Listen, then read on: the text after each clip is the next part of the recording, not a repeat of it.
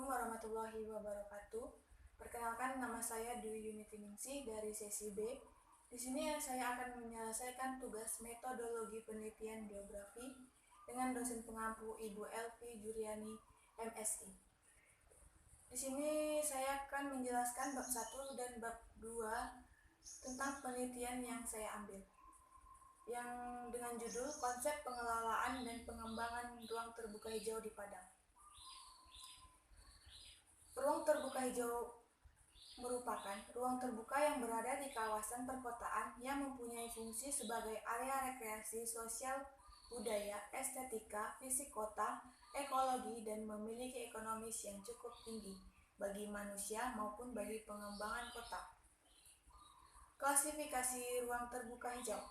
Status kepemilikan ruang terbuka hijau diklasifikasikan menjadi terbuka hijau publik, yaitu ruang terbuka hijau yang berlokasi pada lahan-lahan publik atau lahan yang dimiliki oleh pemerintah, dan ruang terbuka hijau privat atau non-publik, yaitu ruang terbuka hijau yang berlokasi pada lahan milik pribadi. Departemen Pekerja Umum 2008.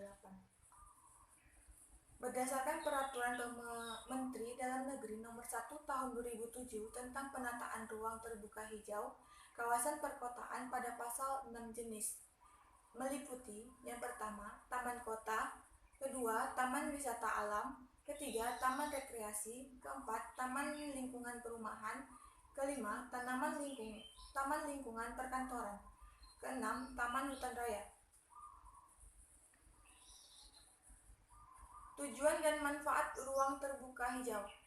Berdasarkan Departemen Dalam Negeri mengeluarkan Peraturan Menteri Dalam Negeri Nomor 1 Tahun 2007 tentang penataan ruang terbuka hijau kawasan perkotaan, yaitu yang pertama, meningkatkan lingkungan hidup perkotaan yang nyaman, segar, indah, bersih, dan sebagai sarana pengaman lingkungan perkotaan. Yang kedua, menciptakan keserasian lingkungan alam dan lingkungan binaan yang berguna untuk kepentingan masyarakat. Kebersihan ruang terbuka hijau. Kebersihan lingkungan merupakan salah satu acuan kualitas hidup masyarakat. Masyarakat yang telah meningkatkan kebersihan lingkungan dipandang sebagai masyarakat yang kualitas hidupnya lebih tinggi dibandingkan masyarakat yang belum mementingkan kebersihan. Yang selanjutnya, keamanan ruang terbuka hijau. Keamanan di ruang terbuka akan tercapai dengan adanya ketersediaan fasilitas lampu penerangan yang memadai. Penyediaan lampu penerangan yang memadai akan menurunkan rasa takut terhadap tindakan kriminal, meningkatkan jarak penglihatan yang jelas terhadap kemungkinan terjadinya tindakan kriminal, serta pemakaian ruang terbuka publik pada saat malam hari. Pengelolaan dan pengembangan ruang terbuka hijau. Yang pertama, perencanaan. Menurut Terry 2012 menjelaskan perencanaan adalah pemilihan dan menghubungkan fakta menggunakan asumsi tentang masa depan dalam membuat visualisasi dan perumusan kegiatan yang diusulkan dan memang untuk mencapai hasil yang diinginkan. Yang kedua, pemanfaatan. Berdasarkan pada Perda Kota Padang Nomor 3 Tahun 2007 tentang ruang terbuka hijau, pemanfaatan ruang terbuka hijau merupakan upaya melibatkan masyarakat, swasta, lembaga, badan hukum, dan atau perseorangan baik pada tahap perencanaan, pemanfaatan, dan pengendalian.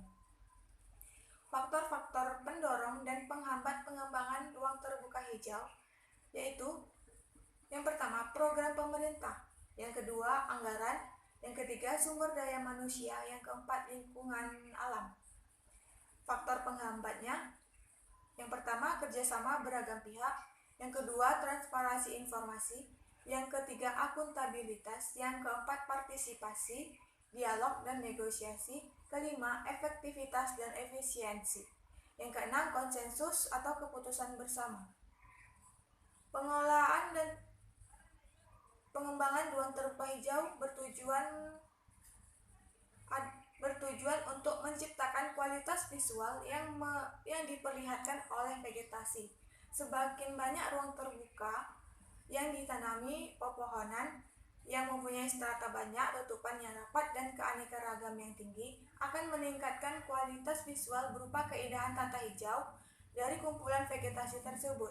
Untuk itu, dalam pemilihan jenis pohon harus diperhatikan baik jenis maupun struktur pohon maupun daunnya. Keindahan tata ruang di perkotaan. Kenyamanan ruang terbuka hijau bagi masyarakat adalah segala sesuatu yang memperlihatkan dirinya sesuai dan harmonis dengan penggunaan suatu ruang, baik ruang itu sendiri maupun dengan berbagai bentuk, tekstur, warna, simbol maupun tanda. Fungsi ruang terbuka hijau bagi masyarakat. Berdasarkan Permen PU nomor 5 tahun 2008, RTH memiliki dua fungsi, yaitu fungsi utama adalah fungsi ekologi dan fungsi tambahan yang meliputi fungsi sosial budaya, ekonomi, dan estetika. Fungsi ekologi dari RTH diantaranya adalah memberi jaminan pengadaan RTH menjadi bagian dari sistem sirkulasi udara, peraturan iklim mikro, agar sistem sirkulasi udara dan air secara alami dapat berlangsung lancar sebagai peneduh, produsen oksigen, penyerap air hujan, penyedia habitat satwa, penyerap polutan udara, air, dan tanah, serta penahanan angin. Sekian, terima kasih.